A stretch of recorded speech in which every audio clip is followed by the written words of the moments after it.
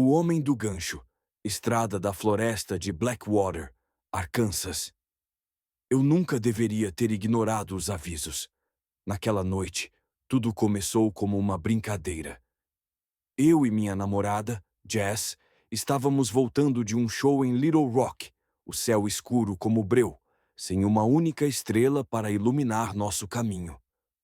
O GPS, confiável até então, sugeriu um atalho pela floresta de Blackwater para encurtar nossa viagem em quase meia hora. Eu não pensei duas vezes antes de aceitar a rota alternativa, mas Jess franziu a testa assim que viu o nome no mapa. Blackwater. Você tá maluco? Ela perguntou, os dedos apertando o cinto de segurança. Relaxa, é só um caminho mais rápido, eu respondi, dando uma risada forçada. Mas assim que saímos da rodovia principal, a estrada se estreitou, cercada por árvores altas e retorcidas, cujos galhos se entrelaçavam como dedos ossudos acima de nós. O asfalto estava rachado e mal conservado, e o farol do carro iluminava apenas alguns metros à frente, como se a escuridão estivesse engolindo a luz. Foi quando passamos pela primeira placa. Estrada perigosa. Prossiga por sua conta e risco. As letras vermelhas pareciam descascadas, quase como se tivessem sido arranhadas por algo mais do que o tempo. Eu ignorei, atribuindo-a a um exagero do governo local para evitar que motoristas bêbados pegassem aquele caminho à noite. Jess, no entanto, ficou ainda mais tensa. Ela olhava fixamente pela janela, como se esperasse ver algo se movendo entre as árvores. Você já ouviu falar do Homem do Gancho? Ela perguntou de repente, a voz quase um sussurro. Eu conhecia a lenda, claro. Todo mundo em Arkansas já tinha ouvido alguma versão dela. Um criminoso que escapou de um hospício nos anos 50, com um gancho enferrujado no lugar da mão direita. Diziam que ele espreitava nas estradas secundárias, atacando casais jovens, arrancando as portas dos carros para arrastar suas vítimas para a floresta. Algumas histórias diziam que ele ainda estava vivo, outras que ele era um fantasma, condenado a assombrar a estrada onde morreu. Ah, para com isso, eu disse, tentando soar despreocupado, mas minha voz ecoou estranhamente dentro do carro. Isso é só história para assustar adolescentes em acampamentos.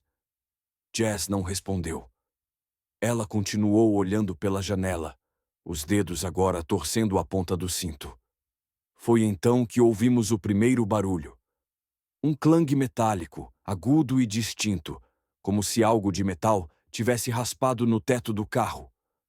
O som veio de cima, tão claro que até meus músculos se contraíram de susto. Jess soltou um pequeno grito e agarrou meu braço. Foi só um galho, eu disse rapidamente, mas minha voz estava mais alta do que eu pretendia, como se eu estivesse tentando me convencer. Olhei pelo retrovisor, esperando ver algum galho caído na estrada atrás de nós, mas só havia escuridão. Nada além do vazio engolindo nossa trilha. Os minutos seguintes foram tensos. O silêncio dentro do carro era sufocante, e eu me peguei olhando para o retrovisor a cada poucos segundos, meus dedos apertando o volante com mais força do que o necessário. Até que aconteceu de novo. Desta vez, foi mais forte, um tude pesado no teto, seguido por um arrastar lento, como se algo, ou alguém, estivesse se arrastando sobre o carro. Jess gritou, e eu senti um calafrio percorrer minha espinha. O que foi isso? Ela choramingou, os olhos arregalados de terror. Não sei, mas não vamos parar para descobrir, eu grunhi, pisando fundo no acelerador. O motor do carro rugiu, mas por uma fração de segundo, ele engasgou, como se algo estivesse nos segurando, puxando o carro para trás. Meu coração disparou. Foi quando olhei no espelho. Havia algo lá, uma figura magra, correndo atrás do carro em passos desengonçados, os braços balançando de forma não natural, como se estivesse se arrastando mais do que correndo. E então eu vi o reflexo do luar em algo metálico, um gancho. Merda! Eu gritei, acelerando ainda mais, o carro sacudindo na estrada esburacada. Jess estava em pânico, soluçando, os olhos fixos no retrovisor. Ele ainda está atrás de nós! Eu não olhei, só continuei dirigindo, meus pulsos doendo de tanto apertar o volante. Não sei quanto tempo passou, minutos, horas, mas eventualmente as árvores começaram a rarear e vimos as luzes fracas de um posto de gasolina abandonado à frente. Eu parei o carro de qualquer jeito, o motor ainda rugindo, e olhei para Jess. Ela estava pálida, os olhos cheios de lágrimas. Foi então que vimos a porta do passageiro. Ela estava amassada, como se algo, ou alguém, tivesse tentado arrancá-la com força desumana. E preso na lataria, enferrujado e ainda quente do atrito, estava um gancho de metal. Nunca mais pegamos atalhos.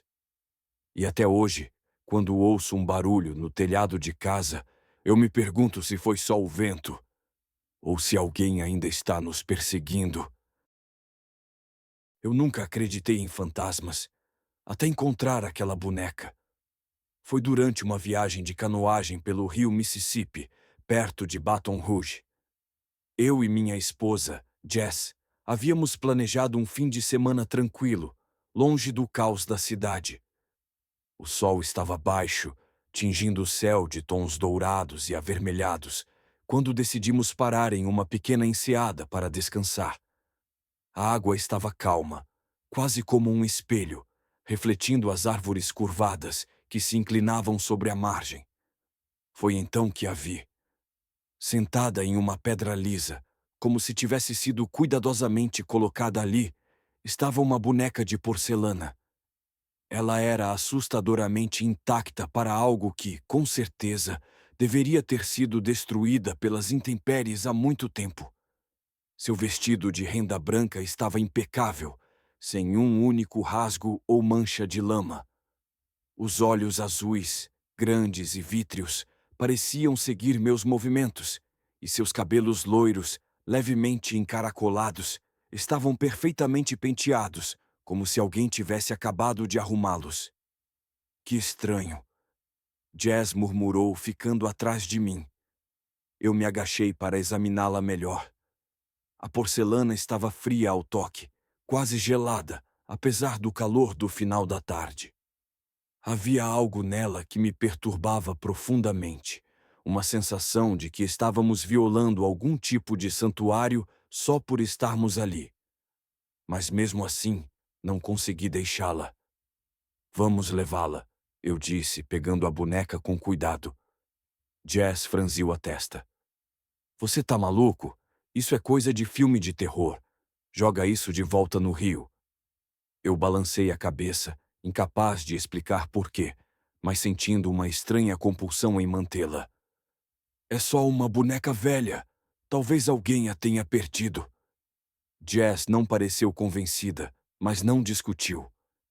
Naquela noite, no chalé que alugamos, coloquei a boneca em um armário na sala, tentando ignorar o desconforto que ela me causava. Jess já havia ido dormir, e eu estava prestes a me deitar quando ouvi o primeiro barulho. Era um som baixo, arrastado, como se algo estivesse sendo puxado lentamente pelo chão de madeira. Peguei um bastão de beisebol que estava perto da porta e saí do quarto, os músculos tensos, esperando encontrar um intruso. Mas a sala estava vazia, exceto pela boneca. Ela não estava mais no armário. Agora, estava sentada na poltrona perto da lareira, virada diretamente para o corredor que levava aos quartos. Seus olhos azuis brilhavam fracamente na penumbra, como se refletissem uma luz que não existia. Meu coração batia tão forte que eu conseguia ouvir o sangue pulsando em meus ouvidos. Jess, foi você? Eu perguntei, minha voz saindo em um sussurro rouco. Nenhuma resposta. Voltei para o quarto e encontrei Jess dormindo profundamente, imóvel, No dia seguinte, decidi pesquisar sobre a boneca. Foi então que descobri a lenda da Menina do Rio. Em 1903, uma garotinha chamada Clara se afogou naquelas águas. Diziam que ela adorava brincar na margem com sua boneca de porcelana, um presente de seu pai, um rico comerciante de Nova Orleans. Quando seu corpo foi encontrado, semanas depois, ele ainda segurava a boneca com força. Ela foi enterrada com ela. Mas anos depois, pescadores começaram a relatar coisas estranhas. Uma menina de vestido branco, aparecendo à beira do rio ao entardecer, sempre segurando uma boneca idêntica à que eu encontrara. Alguns diziam que ela sorria, outros que ela chorava. Mas todos concordavam em uma coisa: quem quer que levasse a boneca para casa, nunca se livrava dela. Naquela noite, coloquei a boneca em uma caixa de madeira velha e a tranquei no sótão, decidido a me livrar dela no dia seguinte. Foi a pior decisão que eu poderia ter tomado, porque na manhã seguinte, a caixa estava vazia. E quando voltei para o quarto, lá estava ela, sentada na minha cama, ao meu lado, sua mão de porcelana repousada sobre o meu travesseiro, como se tivesse dormido ali a noite toda. E então, eu ouvi uma risadinha infantil, aguda e clara, vindo do corredor. E pior ainda, o som de pequenos passos correndo em direção ao nosso quarto. Eu tinha apenas 14 anos quando quase morri de medo. E quase perdi minha alma para algo que nunca deveria ter sido invocado. Era uma noite úmida de outubro em Toledo, com a lua cheia escondida atrás de nuvens espessas, quando fui para a festa do pijama na casa da minha amiga Sara. 7 de nós estávamos reunidas no porão reformado, cercadas por sacos de pipoca, doces e revistas de fofocas. A atmosfera estava carregada de energia adolescente, até que Beck, sempre a mais macabra do grupo, jogou a sugestão na mesa. Vamos chamar a Bloody Mary? Um silêncio pesado caiu sobre o grupo. Todos conheciam a lenda.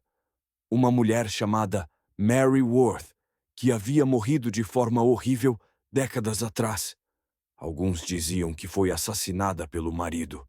Outros que ela enlouqueceu e afogou os próprios filhos antes de se enforcar. Seja qual fosse a versão, uma coisa era certa. Se você ficasse de frente para um espelho no escuro, acendesse uma vela e dissesse Bloody Mary 3 vezes, ela apareceria. E quem a visse, nunca seria o mesmo. É só bobagem, eu disse, tentando disfarçar o tremor na minha voz. Mas minhas mãos estavam frias, e minhas unhas, pintadas de preto para a ocasião, cavavam pequenas marcas na minha palma. Sara, sempre a mais corajosa, levantou-se. Vamos fazer, mas tem que ser no banheiro de cima. Lá tem um espelho antigo, da época da avó da minha mãe. Dizem que espelhos velhos guardam memórias. Ninguém protestou. Subimos as escadas em silêncio, nossos pés descalços quase não fazendo barulho no carpete gasto. O banheiro era pequeno, com azulejos cor de pêssego e um espelho oval emoldurado em madeira escura, tão antigo que as bordas estavam levemente desgastadas, como se algo tivesse arranhado a superfície por dentro. Beck acendeu uma vela branca que pegou do criado mudo dos pais de Sara. A chama tremeluziu, lançando sombras que se contorciam nas paredes. Fechamos a porta. Ninguém entra ou sai até terminar, ela ordenou, e eu senti um nó se formar no meu estômago. Sara apagou as luzes. A escuridão nos envolveu, e a única luz vinha daquela pequena chama que parecia piscar como se estivesse sendo sufocada por mãos invisíveis. Bloody Mary, Beck começou, sua voz ecoando estranhamente no cômodo pequeno. Bloody Mary, Sara continuou, mais baixo, como se estivesse com medo de ser ouvida. Eu engoli seco. Meu reflexo no espelho parecia diferente. Meus olhos estavam mais escuros, minha boca mais pálida. Bloody Mary. Nada aconteceu. Por um momento, todas soltamos risadas nervosas, aliviadas. Viu? Nada de... Foi então que senti. Um sopro gelado desceu pela minha nuca, tão frio que parecia que alguém havia colocado um cubo de gelo diretamente na minha espinha. A vela se apagou sozinha, com um estalo úmido, como se tivesse sido mergulhada em água. E no espelho, mesmo no escuro total, eu podia ver algo se movendo atrás de mim. Uma figura pálida, esbranquiçada, com um vestido encharcado de sangue seco. Seu rosto estava desfigurado, a pele marcada por cortes profundos, e seus olhos, Deus, seus olhos, eram apenas buracos negros, sem pupilas, sem vida. Mas o pior foi quando ela sorriu. A boca se abriu lentamente, revelando dentes afiados e quebrados, e um som saiu de sua garganta, um gemido rouco, como se viesse de debaixo d'água. Vocês me chamaram. Eu gritei. Todas gritamos. Corremos para a porta, mas ela não abria. Algo a segurava por fora, ou segurava a gente por dentro. O ar ficou gelado. O espelho começou a embaçar, como se alguém estivesse respirando nele. E então, letras começaram a aparecer, escritas por dedos invisíveis. Uma fica. A porta do banheiro estremeceu, como se algo enorme estivesse do outro lado, tentando arrombar.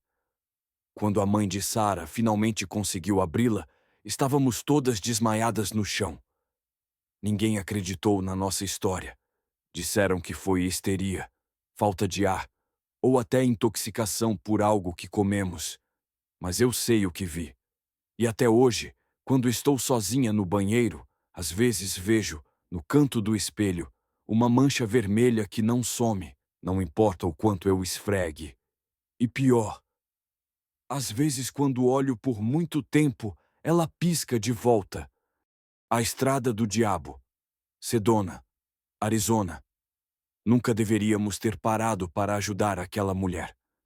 Era julho de 2018, um verão escaldante no Arizona, quando eu e meu melhor amigo, Jake, decidimos fazer uma road trip pelo estado. Éramos dois universitários sem nada melhor para fazer, e a ideia de percorrer as estradas desertas sob um céu infinitamente estrelado parecia perfeita. Mas tudo mudou quando entramos na Route 666, a infame Estrada do Diabo. A estrada era tão sinistra quanto o nome sugeria. Asfalto rachado, cercado por rochas vermelhas que se erguiam como gigantes adormecidos, e um silêncio tão pesado que parecia sufocar até o ronco do motor do carro. Não havia postos de gasolina, nem placas, apenas quilômetros e quilômetros de solidão. Jake, sempre o cético do grupo, olhou para mim com um sorriso torto enquanto acelerava. Ouvi dizer que se você vir uma mulher de branco à noite aqui, é um fantasma. Alguém que morreu num acidente e fica pedindo carona para sempre. Eu revirei os olhos. Claro, e se a gente parar, ela nos leva direto para o inferno, né? Mas então, nós a vimos. Ela estava parada à beira da estrada, sob a luz pálida da lua, vestindo um vestido branco antiquado, como algo saído de um filme dos anos 50. Seus cabelos escuros caíam em cachos sobre os ombros, e sua pele era tão pálida que quase brilhava. Ela levantou a mão devagar, como se estivesse acenando apenas para nós. Mano, você tá vendo isso também? Jake murmurou, reduzindo a velocidade. Sim, e acho que a gente deveria continuar dirigindo. Mas Jake, sempre o palhaço, riu e pisou no freio. Ah, vamos lá. Se ela for um fantasma, a gente posta no Reddit e vira lenda. Se for só uma moça perdida, a gente ajuda. Win-win. O carro parou e a porta do passageiro se abriu sozinha. Um ar gelado invadiu o interior, apesar do calor do deserto lá fora. A mulher entrou sem dizer uma palavra, sentando-se no banco de trás com movimentos fluidos, quase demasiado suaves. Obrigada por pararem, ela sussurrou. A voz dela era doce, mas havia algo errado nela, como se estivesse vindo de muito longe, ou de um lugar que não era mais deste mundo. Sem problemas. Onde fica seu carro? Jake perguntou, tentando soar descontraído, mas eu vi seus dedos apertando o volante com mais força do que o normal. Logo depois da curva. Quando aceleramos, o ar dentro do carro ficou ainda mais frio. Eu mexi no retrovisor, tentando vê-la no reflexo, mas o assento de trás estava vazio. Jake. Eu engoli seco. Eu sei. Ele estava olhando fixamente para a estrada, os nós dos dedos brancos de tanto pressionar o volante. A curva chegou, e quando viramos, não havia carro algum. Apenas uma cruz de madeira, velha e lascada, marcando o local de um acidente. Flores secas e potências apodrecidas jaziam ao seu redor, e uma placa enferrujada dizia: Em memória de Lillian Hart, 1957. Que merda é essa? Jake gritou, freando bruscamente. Quando nos viramos, o banco de trás estava vazio. Mas então, eu vi. No vidro embaçado da janela, escrito como se alguém tivesse passado um dedo empoeirado, estava a mensagem: Obrigada pela carona. Agora é sua vez de esperar. 2 dias depois, Jake desapareceu. Ele saiu para dirigir sozinho, dizendo que precisava limpar a cabeça. Seu carro foi encontrado abandonado na mesma curva, o motor ainda ligado, as portas abertas. Nunca o vi novamente. Mas às vezes, nas noites de lua cheia, os motoristas que passam pela Route 666 juram ver 2 figuras à beira da estrada. Uma mulher de vestido branco e um homem alto, de camiseta preta, que se parece muito com Jake. Dizem que se você parar, eles entram no carro. E alguém sempre tem que ficar para trás